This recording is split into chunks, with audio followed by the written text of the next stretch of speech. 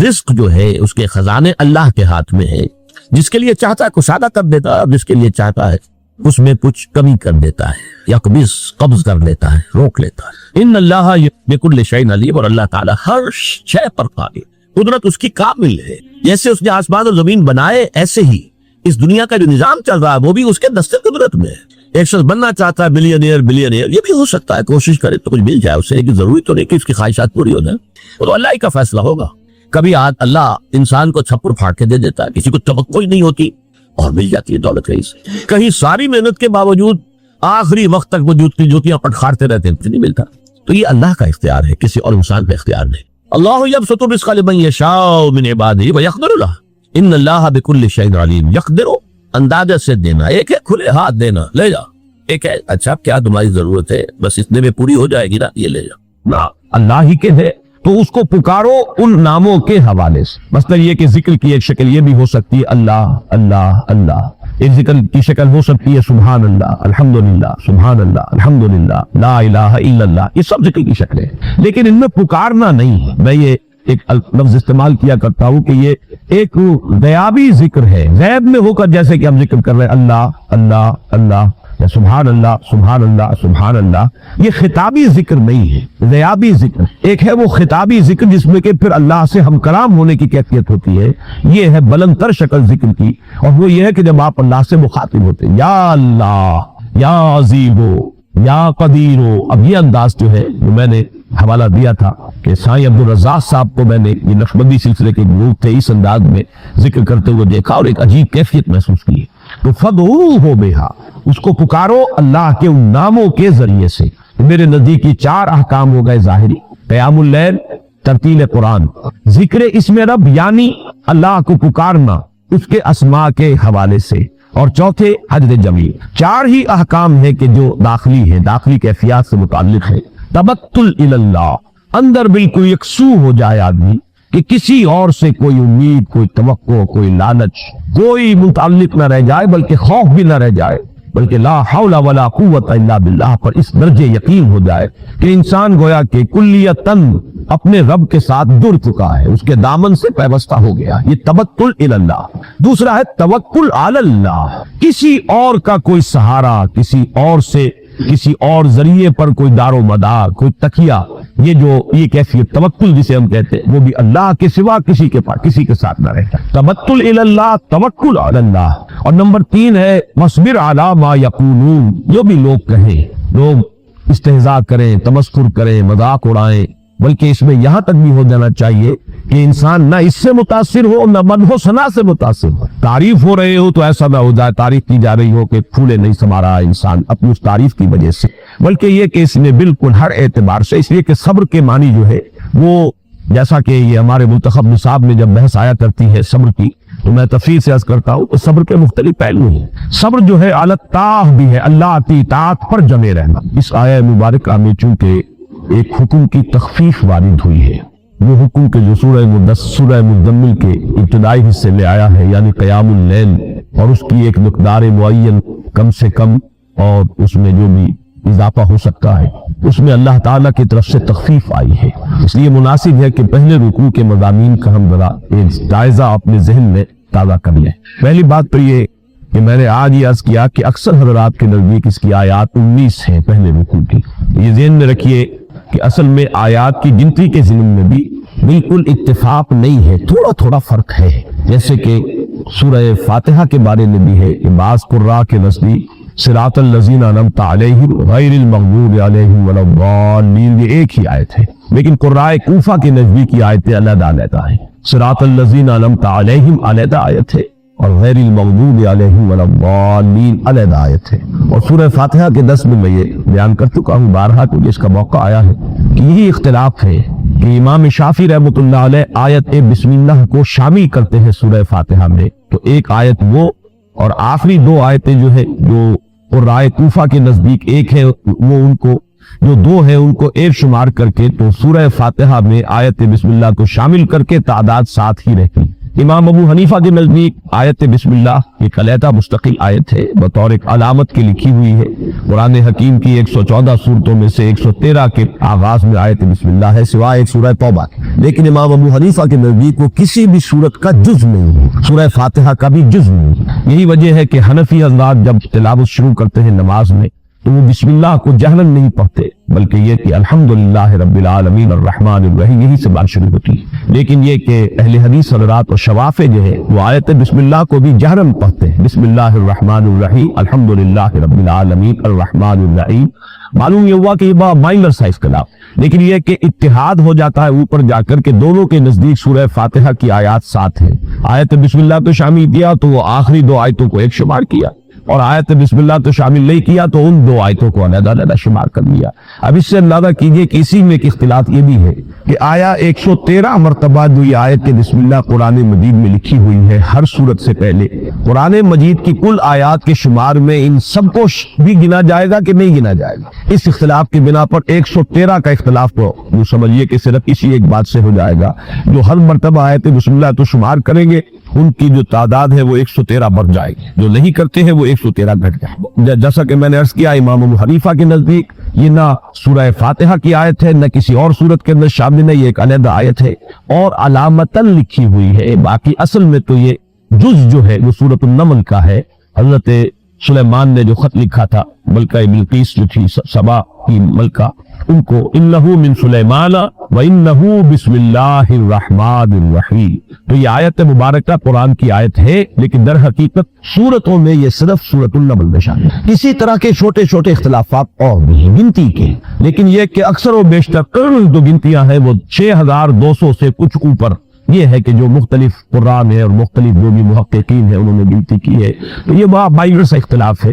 یہ یہاں میں اس لیے عرض کر رہا ہوں کہ سورہ مزمل کے پہلے رکوع کی قرائے کوفہ اور ہمارے پاس جو مصحف ہے اور ہم لوگ جو قرآن پڑھتے پڑھاتے ہیں، یہ در حقیقت کوفے کے جو استاذ تھے قرات کے، در حقیقت انہی کی رائے پر ہے۔ تو ان میں تو سب جگہ آپ دیکھیں لئے کہ پہلے رکوع کی جو ہے آیات 19 اور دوسرے رکوع کی ایک کل آیات 20، لیکن بعض حضرات کے نزدیک آیات ٹوٹل سورہ مزمل کی آیات 19 یا 18۔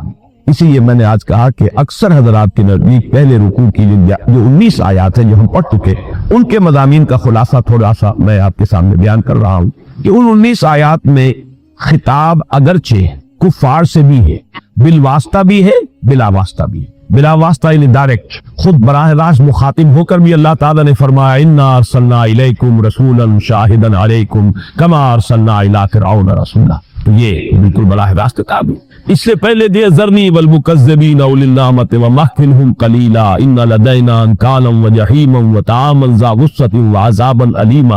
اب یہ جو خطاب ہے بظاہر حضور سے ہے صلی اللہ علیہ وسلم، لیکن اس میں بھی انذار اور دھمکی جو ہے وہ ان کفار و مشرکین کے لیے جو حضور کی مخالفت کر رہے تھے۔ لیکن یہ کہ یہ جو خطاب ہے خواہ کفار سے وہ بالواسطہ ہے یا بلا واسطہ ہے، یہ تھوڑا حصہ ہے اس سورہ مبارکہ کا۔ اکثر میں نبی اکرم صلی اللہ علیہ وسلم سے براہ راست خطاب ہے اور واحد کے سیجے سے خطاب ہے۔ اس میں جو احکام آئے ہیں ذرا ان کو گن لیجیے۔ مجھے آج یاد آ رہے ہیں پروفیسر یوسف سلیم چشتی مرحوم، کل جمعے میں بھی ان کا تذکرہ آیا اور میں نے ان کے لیے دعائے مغفرت وہاں کی تھی۔ آج پھر مجھے جو یاد آئے کہ وہ ایک ہندو فلسفے میں اور ان کے ہاں جو تصوف ہے اس میں ایک اشتنگ مارگ کہلاتا ہے، یعنی 8 نکات پر مشتمل ایک پیوریفیکیشن آف دی سول، یا جسے ہم کہیں گے تقرب اللہ۔ مارگ کہتے ہیں راستے کو، شاہراہ کو، شارع کو۔ آج کل اگر آپ کہیں ہندوستان میں جائیں گے تو ہر جگہ مارگ لکھا ملے گا، گاندھی مارگ یعنی گاندھی روڈ، جیسے آپ کے ہاں شارع قائد اعظم ہے تو مارگ کہتے ہیں راستے۔ سلوک کے ان کے ہاں بھی 8 اصول ہیں، اور فرمایا کرتے تھے چشتی صاحب کہ سورہ مزمل میں بھی وہ 8 ہی احکام ہے جو آئے، اگرچہ اس وقت جو میں بیان کر رہا ہوں 8 کا حصہ تو چونکہ میرے گنتی میں بھی وہی آیا، لیکن یہ کہ وہ مجھے یاد نہیں ہے کہ چشتی صاحب نے وہ بات اسی طور سے بتائی ہو۔ لیکن یہ کہ اشتنگ مارگ، اشتنگ جو ہے یہ 8 کے لیے ہے سنسکرت میں، چونکہ ایریل لینگویجز بہت قریب ہے۔ ہشت جو ہے یہ فارسی میں 8 کے لیے، تو یہی اشتنگ جو ہے اس میں سنسکرت میں ہے 8 کے لیے۔ تو اشتنگ مارگ یعنی وہ راستہ جس کے اندر کے 8 مراحل ہیں یا جس کے لیے 8 احکام ہیں، تو اس کے حوالے سے وہ کہا کرتے تھے کہ قرآن مجید میں بھی وہ ایک سلوک کے لیے جو 8 چیزیں لازمی ہیں وہ سورہ مزمل میں آئی۔ اب یہ تو ایک تذکرہ ہے اللہ تعالیٰ ان کی مغفرت فرمائے. اللہم اغفر لہ وارحمہ وادخلہ فی رحمتک وحاسبہ حسابا یسیرا.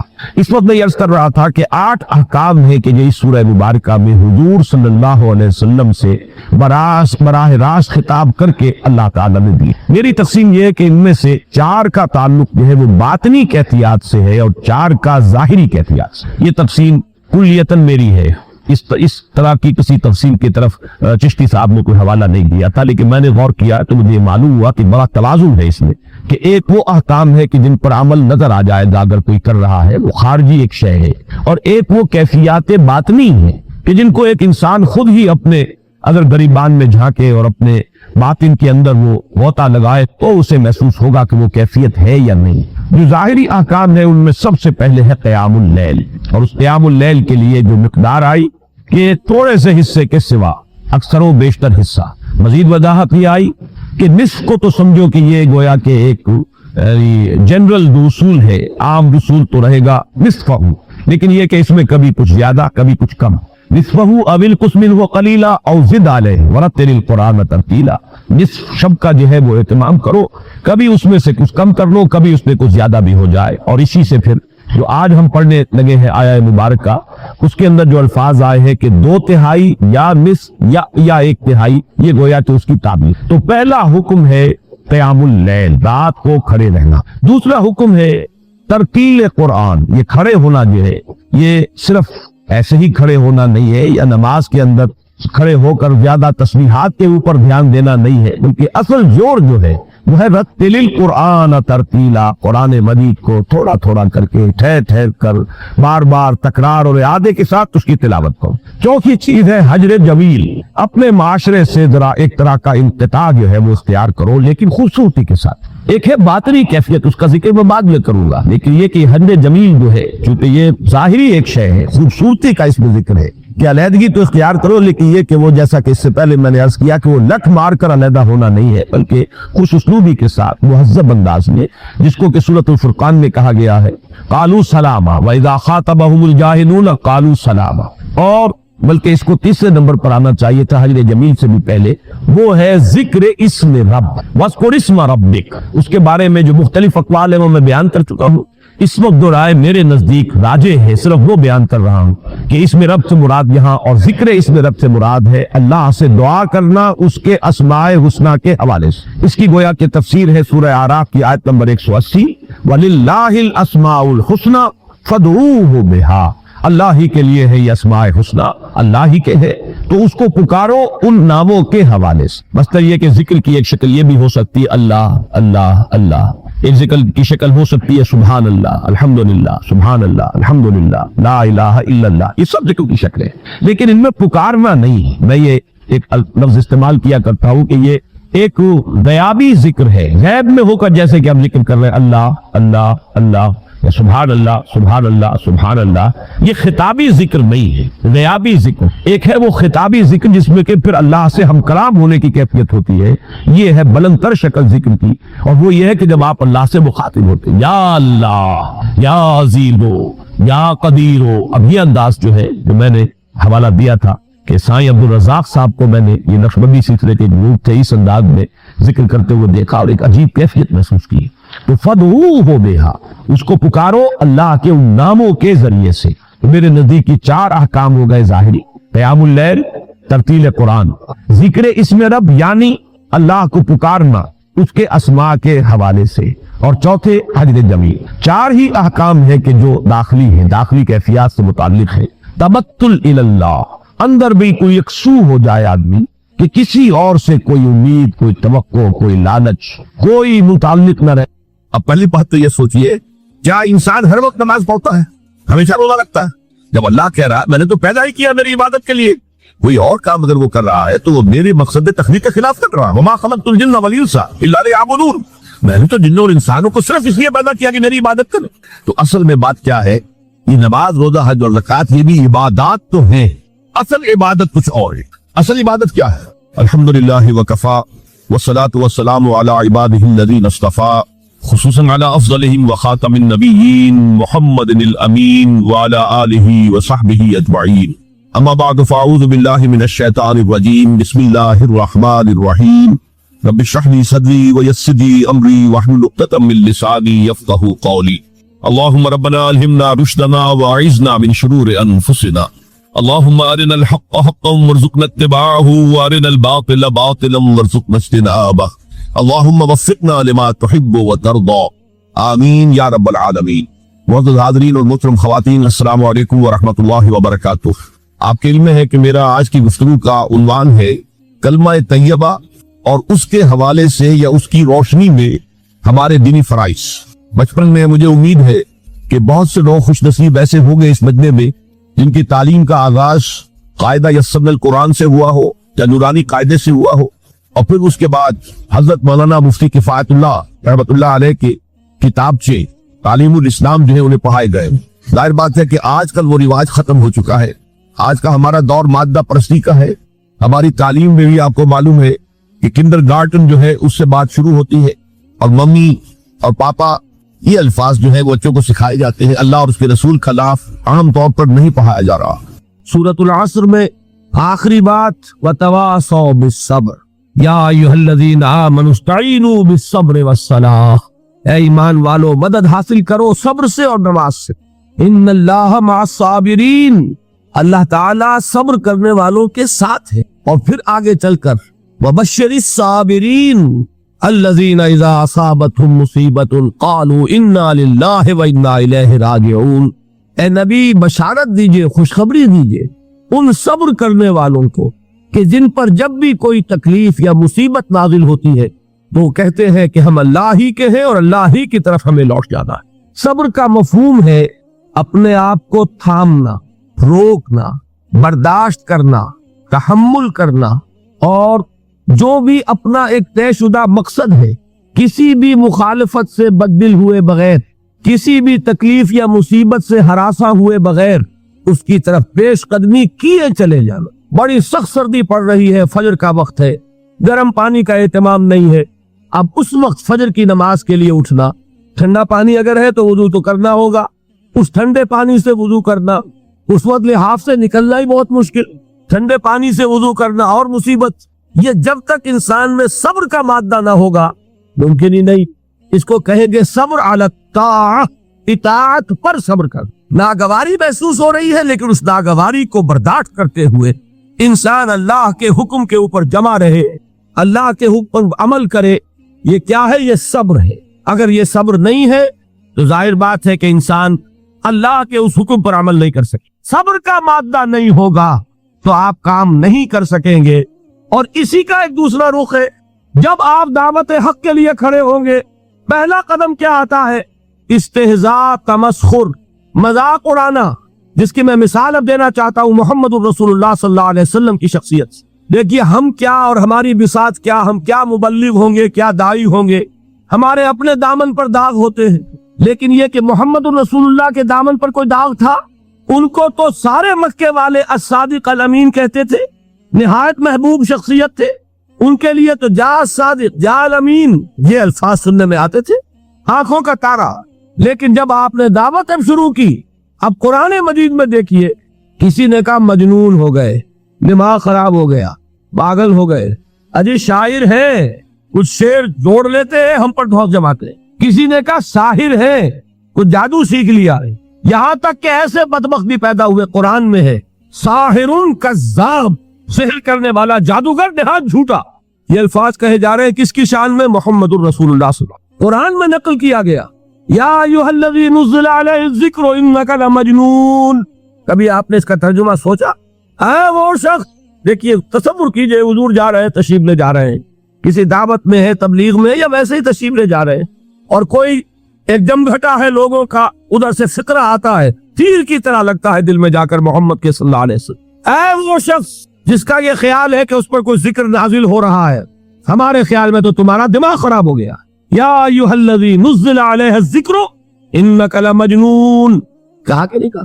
اور یہ نہ سمجھیے کہ حضور صلی اللہ علیہ وسلم کے قلب مبارک کو تکلیف نہیں ہوتی تھی۔ میں قرآن سے ثابت کروں گا، میں کہیں کوئی کہانیاں بیان نہیں کرنا چاہتا۔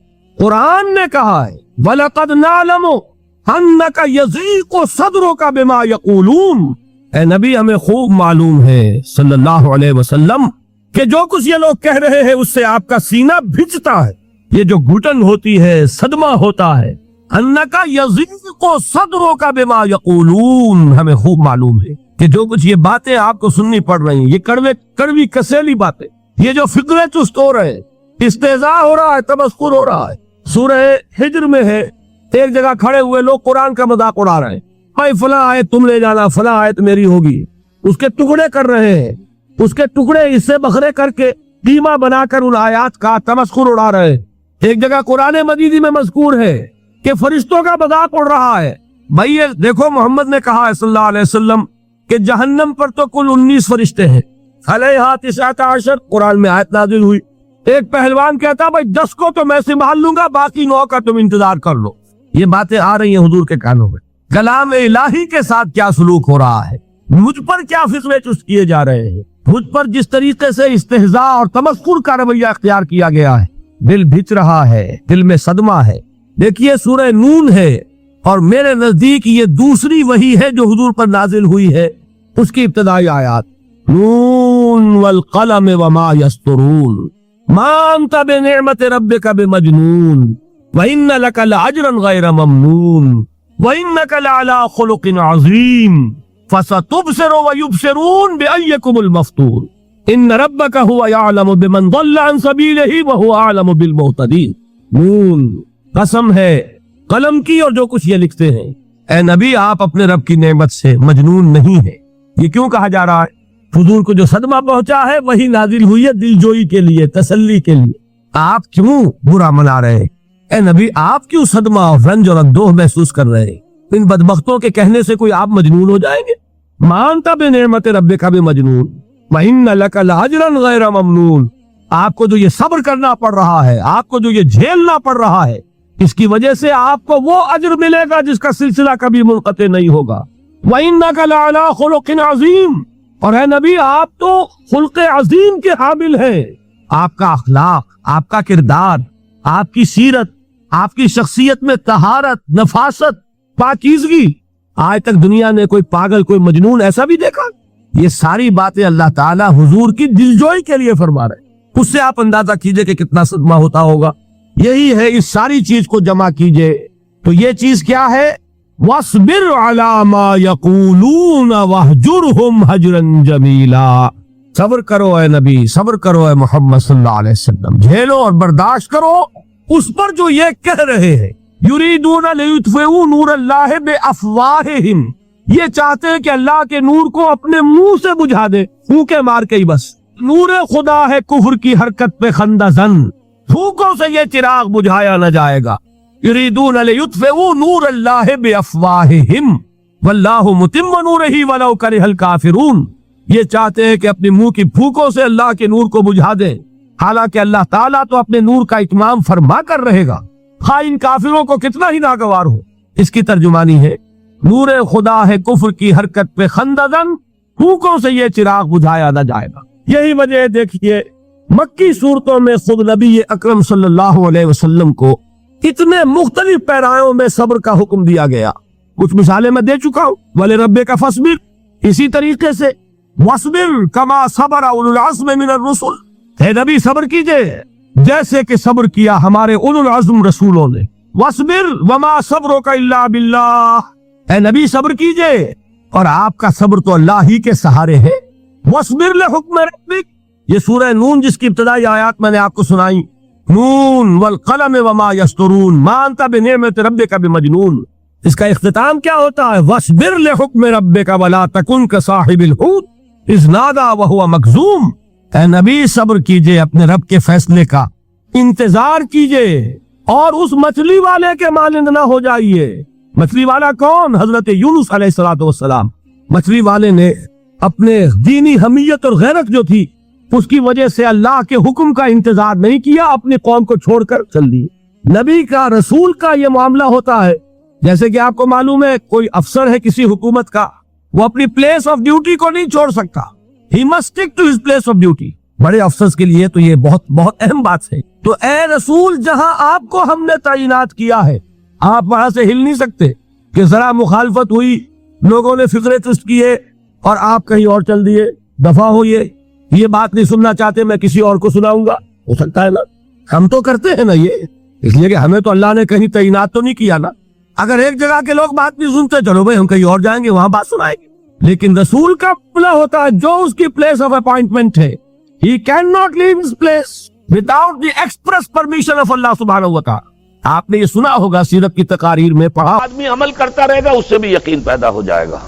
لیکن عاقل، انٹلیکچوئل، وہ شخص جو کہتا ہے پہلے میری عقل کو اطمینان ہونا چاہیے پھر مانوں گا، اس کے لیے جو سورس ہے، منبع ہے، سرچشمہ ہے ایمان کا، وہ صرف اور صرف قرآن ہے۔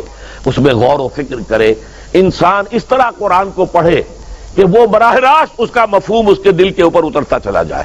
جیسے علامہ اقبال نے کہا ہے کہ تیرے ضمیر پہ جب تک نہ ہو نزول کتاب، گرہ کشا ہے نہ رازی نہ صاحب کشاف۔ قرآن تو تمہارے اپنے قلب پر نازل ہونا چاہیے۔ اور یہ اصل میں ان کے والد نے کہا تھا ان سے، بالکل بچپن میں۔ علامہ اقبال چھوٹے سے بچے تھے، ان کے والد تھے ذرا صوفی منش آدمی تھے، وہ شیخ نور محمد۔ وہ آئے فجر کی نماز مسجد سے پڑھ کر آئے تو دیکھا کہ اقبال جو ہے بچہ وہ قرآن پڑھ رہا بیٹھا ہوا۔ اس نے کہا والد نے کہ بیٹے تم یہ قرآن کیسے پڑھتے ہو؟ اب وہ حیران ہوا بچہ، یا بجان بس میں پڑھتا ہوں قرآن جیسے پڑھتے ہیں، آپ کا مطلب کیا ہے؟ کہا بیٹے قرآن ایسے پڑھا کرو کہ جیسے یہ تم پر نازل ہو رہا ہے، یوں سمجھو کہ تم پر نازل ہو رہا ہے، تم مخاطب ہو۔ اب اس چیز کو انہوں نے اپنے اس شعر میں ادا کیا، تیرے ضمیر پہ جب تک نہ ہو نزول کتاب، گرہ کشا ہے نہ راسی نہ صاحب کشاف۔ جیسے یہ قرآن قلب محمد پر نازل ہوا تھا، فَإِنَّهُ نَزَّلَهُ عَلَىٰ قَلْبِكَ، جبرائیل نے یہ اے نبی اے محمد آپ کے دل پر اتارا ہے۔ تو جب تک ہمارے بھی دل پر نہیں اترے گا تو قرآن مجید جو ہے وہ ہمیں انسپائر نہیں کر سکے گا۔ ترجمہ آپ پڑھیں گے، کچھ آپ کو معلوم ہو گیا اس کا مطلب یہ ہے، تفسیر پڑھا، اچھا جی ٹھیک ہے فلاں مفسر نے یہ لکھا ہے، فلاں نے یہ لکھا ہے، یہ معلومات تو مل جائیں گی، لیکن وہ اندر سے جو موٹیویشن ہوتی ہے، اندر سے جو جذبہ ابھرتا ہے، اندر سے جو ایمان جو ہے چشمے کی طرح قلب کی گہرائیوں سے ابلتا ہے، وہ نہیں ہوگا۔ وہ اسی وقت ہوتا ہے کہ جب وہ انٹلیکچوئل آدمی جو ہے وہ کم سے کم اتنی تکلیف ضرور کرے کہ اتنی عربی سیکھ لے کہ عربی جو ہے قرآن مجید اس کے براہ راست قلب پر نازل ہو سکے، وہ ترجمہ نہ دیکھے۔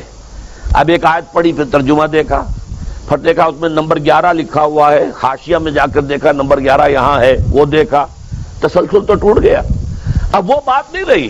اور ترجمہ جو ہے وہ سبھی جانتے ہیں، دنیا میں ہر بچہ بھی سمجھ لے گا کہ غالب کا کوئی شعر ہو اور وہ آدمی پڑھ کے جھوم جاتا ہے کہ کیا بات کہی، اسی کا انگریزی میں ترجمہ کر دیجئے، اب اس میں کچھ بھی نہیں۔ آپ نے مفہوم تو بیان کر دیا انگریزی میں، لیکن جو تاثیر ہے اس غالب کے شعر کی وہ انگریزی میں منتقل نہیں ہو سکتی۔ تو قرآن مجید کا کچھ نہ کچھ مفہوم تو ترجمے سے معلوم ہو جائے گا، قرآن کی تاثیر ترجمے سے نہیں حاصل ہو سکتی۔